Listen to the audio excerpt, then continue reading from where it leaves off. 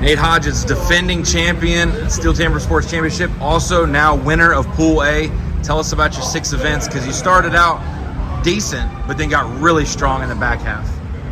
Yeah, I think I was just steady, you know. Tristan VanBeek put up a great cut in the springboard, and I put up a pretty good cut. It wasn't a bad cut, it wasn't my best cut, and I was behind him, but no big deal. I knew I could just keep doing my thing through the events, you know, don't worry about that. And, you know, ended up, you know, sitting pretty good after the 5th event, and I was like, well, that means I get a free pass for the hot saw, you know. When we get a free pass, it's like, okay, record time, and we all weren't sure if that was record wood, and I think that question's been answered. So explain the wood portion to me, because people are talking about hardwood, softwood at times, Yeah. but with how volatile the hot saw is, how aggressive of a cutting saw it is, do you like it to be a little bit firmer so you get good placement? Or so for me, it's kind of funny. The whole thing with wood is tricky, you know. For me in the chops, I want and need softer wood. I'm more of a speed guy. I'm quick, so I put the hits in quick. I need soft wood for me to, you know, to get an upper edge on my competitors. Single buck, I don't really care. Can go either way. Hot saw, same thing. I actually want harder wood. I've got the strongest saw. It's like having the steepest mountain on the dirt bike climb. If you got the most powerful dirt bike, you're going to smoke everybody. So it's kind of the same with my hot saw. So the bigger, the harder the wood is, the more my power is going to shine. You know, if it's small, quick wood, then now we're the operator is going to shine versus the power of the saw. So I'm actually kind of hoping for some harder wood on Sunday. We broke the world record today. Maybe get some harder wood, but I know that when the guys do the wood, they want to see fast hot saw times. It'll probably be good. I'm going to go for it like I just did today. So tell me about that. You were with where Dakota was earlier in the heats. He was still a point below you before you ever even went up there. So like you said, you had a free pass. Yeah. And you laid down a 4.28 yeah. world record. Yep, 4.28 world record. Mathematically, I'd already won the pool. I said, well, shoot, I've really got a green light. Yeah, I won't have that on Sunday.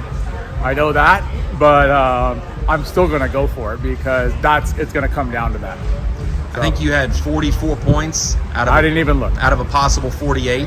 Is there anything that defending champ Nate Hodges can take away from today to improve on, or do you think 44 out of 48 you did about as what you could do? I actually feel like I did all the disciplines pretty damn good. Springboard, I need to clean up. Everything else, you know, the underhand, I did them pretty good except for springboard. So, yeah. Awesome. Nate Hodges, your Pool A champ. Dakota Robarge, Pool A, moving on to now Championship Sunday. How's it feel? It feels amazing. This is where I've always wanted to be, and hopefully I can do a little better tomorrow. Any immediate notes that you have from your performance on any of the disciplines that you want to clean up, or things you liked and you want to do again on Sunday? I think every event that I did today, I can clean up for tomorrow and make my times, you know, that much better. What's it mean to compete with points on the board against such a good group of guys? This was, from top to bottom, one of the most balanced pools that we've seen. Yeah, this pool is a tough pool, and everyone had a chance to make it on, and I'm just grateful to be here. Trevor advancing out of Pool A. I'm just going to go ahead and say maybe 2 events in, you probably weren't quite confident it was going to happen with the DQ. Walk me through your catch-up in those last 4 events. I would say 3 events in, I wasn't sure what was going to happen. It's always helpful for me to have the underhand in my back pocket, have it at the end. I was really happy with how my day started. I cut a PR in the springboard, then a bit of a train wreck in the stock saw. The standing didn't really go how I kind of thought it might go either, and I ended up kind of middle bottom of the pack in that. And just had to, I don't know, power on through, kind of keep believing that I can make it happen, and just cut the next event, and it worked out. Made it a little harder on myself than I thought I was gonna, but yeah, I'll take it. You go from DQ in the 2nd discipline, and going into the 6th discipline, you're tied for 4th. So you did catch up very quick, but then the nerves might kick in. Even experienced hot sawyers, that's such a volatile event, you just don't know. So what were your thoughts going up saying, I'm in it, I can't rely on mistakes, but I can't make a mistake either? Yeah, so I know I have a pretty good motor, and I'm pretty consistently reliable at putting 3 cuts down. So it was just good pull on the motor, get the motor started, take that extra split second, make sure I'm in that first disc clean, and then just rip the 3 off.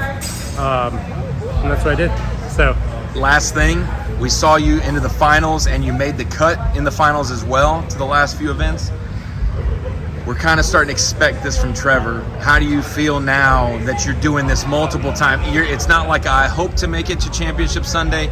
It's that, okay, I'm making it now. I got bigger goals. Yeah, so for me, it's almost a harder race making it into Championship Sunday. Like, Championship Sunday starts out, we've got the standing, the underhand, and the stock saw. I'm one of the best underhand cutters in the country. Like, I'm a good standing block cutter. I'm usually, other than today, a good stock saw operator. So I have good odds of making it through that first cut.